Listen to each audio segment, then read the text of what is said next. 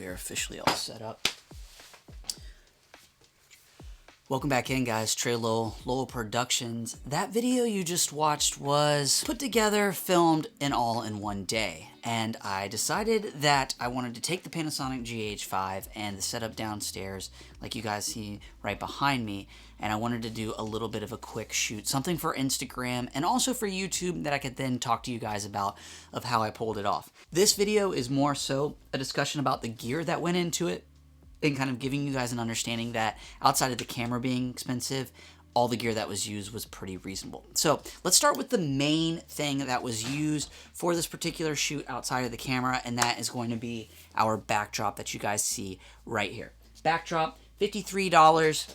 I do have a video on my channel where I show you guys how I hung it. Just a matte black backdrop. 53 bucks. I've got it ghetto rigged up there. Go watch the video. I'll put it in the description below of how to set it up. But that is where all this was shot. As far as lighting goes, this thing, and I'm going to back up a little bit so you can see it. Softbox. Many of you guys can get these for like $100. So that was our go-to overhead light. Most of this was pretty much lit with an overhead light right over the beer, just like this. And I did find that I ran into several situations where I was getting a lot of kind of shine or flare here on the top. So outside of just using the softbox, the only thing that I actually used other than that little aperture light, and I used this actually placed behind our main kind of beer can. I placed it right behind. Kind of took me a little while to get it perfectly behind it, but once it was there, it looked really nice, and it kind of backlit the can, which kind of brought it to life. So it got more of the attention on the front. Combined with the focus, obviously, and the lighting being condensed on the front, this was just a nice little backlight. Just like we're lighting ourselves for an interview or anything like that, we were lighting the beer can, and it kind of made it pop. So we had our two lights, 100 bucks, softbox here, probably about 100, 150. So this is totally doable for many of you guys out there, and if you wanted, you probably could even go to Home Depot and get almost the same exact results. So now that we've gotten lighting out of the way, really the only other thing left would be camera. This whole thing was shot with the Panasonic GH5. I used a combination of the Meki 12mm that I currently actually have that we're filming with on the Panasonic GH4. Shot it with the GH5, combination of the 24-105 Canon, all shot between an f2.8 and roughly an f3.5. And then I brought out Old Faithful 25mm Lumix f1.7, I want to say. Yeah, 1.7. And I did some autofocus shots with it, kind of making some rack focus shots where I would basically just touch the screen, have it pull focus for me. And I found that to be pretty nice. But also, we dropped this down to an f1.7, got some nice close tight shots, and shot some 30 frames per second with this combination, all at 4K. And I really liked the results. I was going to shoot 24 frames per second, but I've really been kind of experimenting with 30 and 60 frames, and I found that just in this particular setting, since we weren't going to see actual hands or any kind of movement of that nature, just product, I found that 30 frames per second at that 4K was a nice little touch. And so there you have it as far as glass went and as far as frame rates and what we were shooting.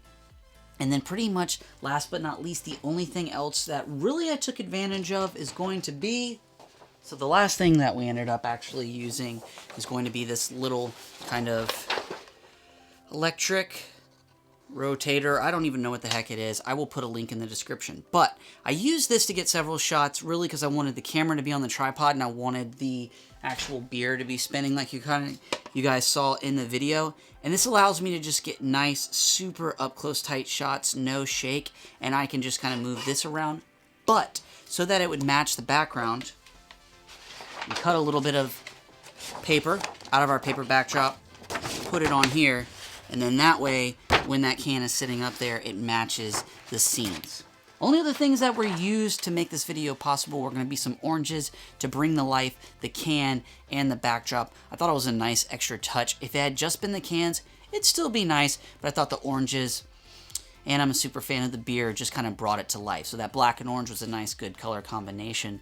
But I hope you guys enjoyed that ad. I apologize I didn't film more behind the scenes, but this video is more so to just kind of explain, look, as long as you have a camera and maybe you have a piece of paper that you could probably even go and buy from Target, you don't need this big bulky thing, and you have a light source. You really can play around and have some fun. I did use Final Cut 10 Pro to edit this. That's going to be something that is going to be limited between editors, but you can learn just about anything on YouTube these days. So don't be your own worst enemy, guys. You can definitely get out there and make a video like this. This was a huge experiment. I really didn't do any planning. I just knew that I wanted to film that beer and that I had some oranges upstairs.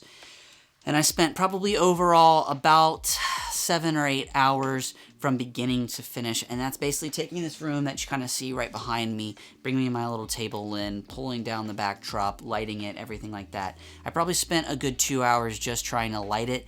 And then I kind of would take the card out of camera, put it into the editor, color grade it real quick, and make sure it was what I wanted before I went all in on the actual shoot. But if you guys learned anything, drop a like in the comment section below. Drop a comment in the comment section below. But as always, if you like this content, go ahead and hit that like button. And if you like the content I keep creating on this channel, go ahead and hit that subscribe button. And I will see you guys in the next, I don't even know what's next, but it will be some video. I'm trying to have a lot of fun moving into 2021, experimenting, goofing around, and kind of leveling up all these videos so that you guys can see where I'm trying to take this, and I can take you along for the little adventure and journey. And it's not about money, it's more about practice and doing. So,